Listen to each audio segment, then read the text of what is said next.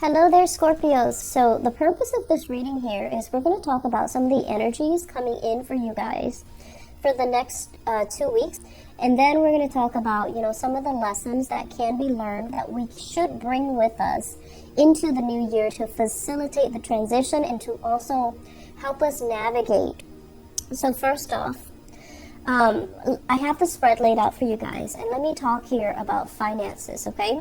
Let me talk here about where your financial situation stands and where your partner's financial situation, like share resources with another person. Are the financial aspects balanced out? Is there more leeway? Is there more give and take from one person? Is everything fair? Is everything squared away? And is everything the way that it should be? I'm feeling for some of you, there is some very, very strong financial imbalance in a relationship. And when you love somebody, you don't really nickel and dime them, right? And when you love them, you will step up when they need help. And you will also, you know how to kind of step down when they don't offer or when they don't ask for help. So I feel like you're a very, very considerate relationship partner. And it's really, really important for you to make sure and to really be honest with yourself as well. Is your partner on the same page as you? Are they contributing enough? Or are you contributing enough as well? So I feel like there is some massive financial imbalances in the relationship. And it needs to be rectified. It needs to be kind of sorted out. I'm feeling for you, you're dealing with a partner that might be extravagant. They want to go out all the time. They might have trouble sitting still, doing things at home, like entertaining guests at home. They have trouble. They might feel claustrophobic when they're just sitting in one place and not doing anything, and they like to be seen and heard. They have more of a flamboyant energy. They might want to go out, and they might want to go to places where things are happening. They might enjoy the nightlife. So I feel like the way that you entertain is a little bit more down to earth, and the way that they entertain is a little bit more other oriented. So they might expend a lot of money in the pursuit of, of this lifestyle, okay? And I feel like that's not really what you're after, and I feel like it's creating financial leakages or financial drainage in the relationship. I'm also sensing for many of you as well, you're looking at a relationship and you're happy with the person, but I feel like you're looking for more drama, more chemistry, more excitement, more passion. And you might have had that very dramatic, theatrical relationship in the past, and you're longing for that. And so you're kind of comparing, that past relationship with your current relationship, and it's not really meeting your expectations in terms of what drama, chemistry, passion is supposed to be like. It's okay, but it's not the optimal best. And you're kind of looking at it like, I care about them, but I don't see myself marrying them. I don't see myself settling down with them, and I don't see myself having a stable relationship with them. And I'm also feeling as well, if you are in a marriage situation, the relationship, there's a lot of love, but it feels like something is stale. It feels like the passion, the chemistry, the excitement is not there. And I would advise you, during the Mercury retrograde period, and it's going to continue until the 23rd of December, reassess things, but don't jump the gun. Don't make any drastic decisions, because there will be a lot of reversals when Mercury goes direct, where you're going to regret these things, where you're also going to feel like the decision was made prematurely. Okay, so it's okay to ruminate and think about these things and be realistic, because in Mercury retrograde time frames, we also have very, very profound and deep insights into things that we otherwise might have swept under the rug during different times of the year. So I'm feeling here for you, ultimately, I feel many of you are going through this major maturation process where you're reinventing, re-identifying what a good relationship means. And I feel like for you, you can grow to love another person if you respect their financial decision. If someone is very financially sensible, they might not be the most passionate, the most attractive, the most striking, gorgeous human being. But if they're very practical, if they're very, if they say they're going to do something and they follow through with it, if they're very pragmatic, if they're very sensible, you're okay with that. And I feel like some of you are just like, I want that sensible person more than I want that passionate, exciting person. So you're really redefining what you want in a partnership. And you're redefining as well, you want that balance and give and take. You don't want to be the one that kind of pushes the relationship along. You don't want to be the one that the burden of the responsibility of the relationship always falls on you. Like, you're the person that has to move things, churn things, and get things moving, and kind of support your partner. You don't want to do that anymore. And so you want somebody who's on the same page, and you're really thinking about, I'd rather have that really pragmatic, stable relationship. In the past, I might have wanted this type of people. Now I'm looking for a different type. And I want somebody to be on my same page, on my same vibration. And so I feel like you're coming into, the next 2 weeks really clear and vocal about what you will or will not accept. I also feel this element here about having, temptation, like being pulled into temptation from the past, okay? And I feel for many of you, a fire sign here. So this is a Sagittarius, Aries, Leo, someone who's very, very adventurous, and someone who's really, really just attractive and exciting, and every moment with them makes you feel alive. But I feel like, it can feel very, very draining, tiring further down the line.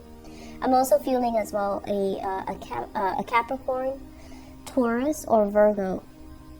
Capricorn, Taurus, Virgo, where I feel like with this Capricorn, Taurus, Virgo, there was a lot of incompatibilities, but I feel like the two of you, there's great chemistry.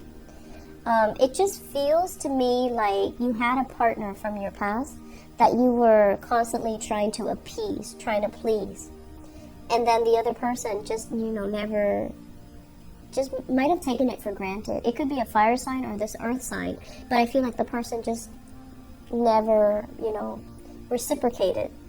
And so moving forward, I feel like you're looking for something more substantial. You're looking for more reciprocity. You're looking for more stability, okay? What I'm also feeling is, I'm just sensing, they say here, like a dysfunctional family.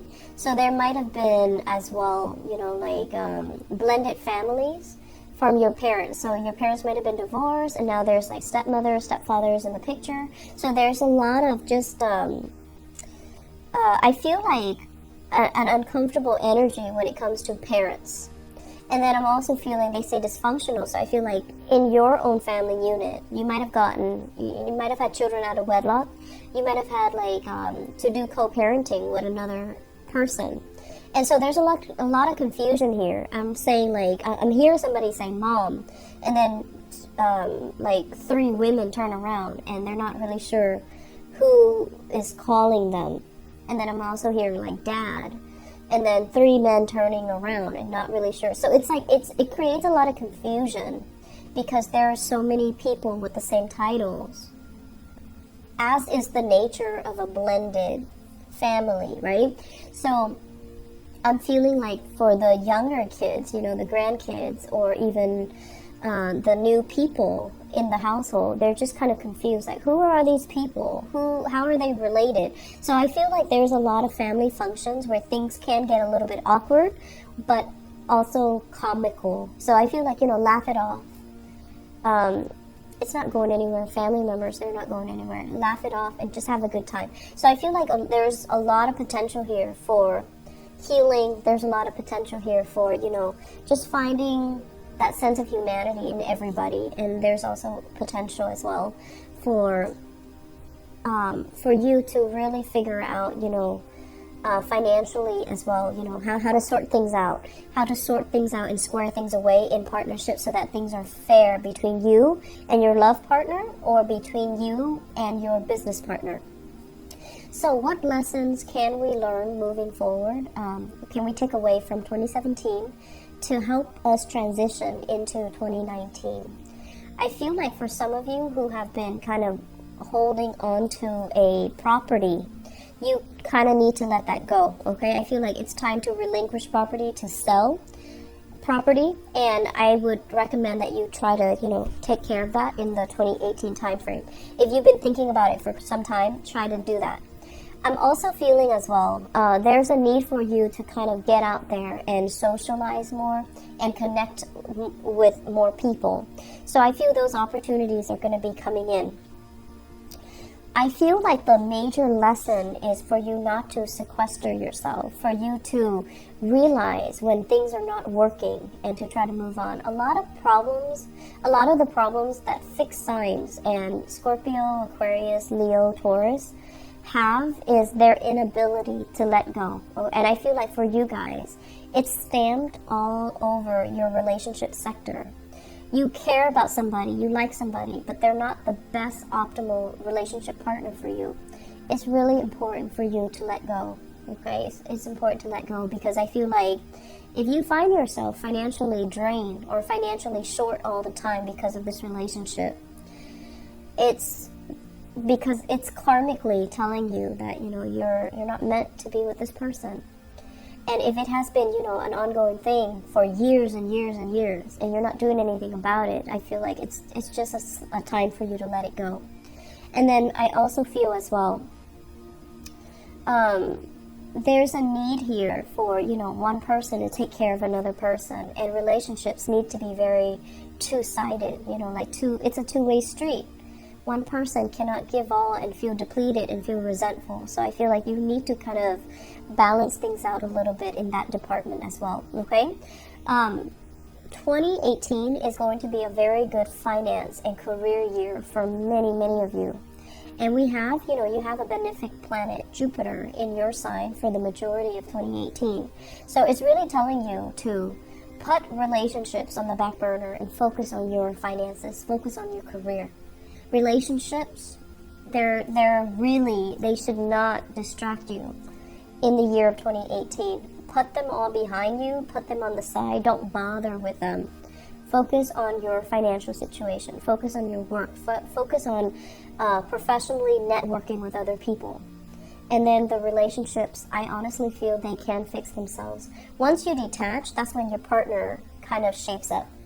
So I feel like that needs to happen for you to be a little bit more grounded and for you to be a little bit more focused when it comes to getting practical considerations kind of like all lined up, and then worry about the relationship later, okay?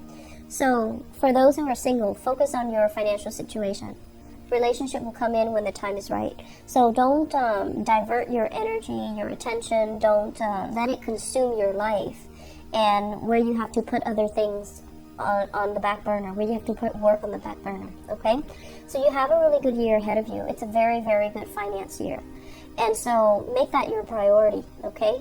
Scorpio, get back on your feet, start building up your foundation, start building up anew, and start building up as well your financial future, okay? I'm going to leave it at that. I do wish you all the best and take care of yourself.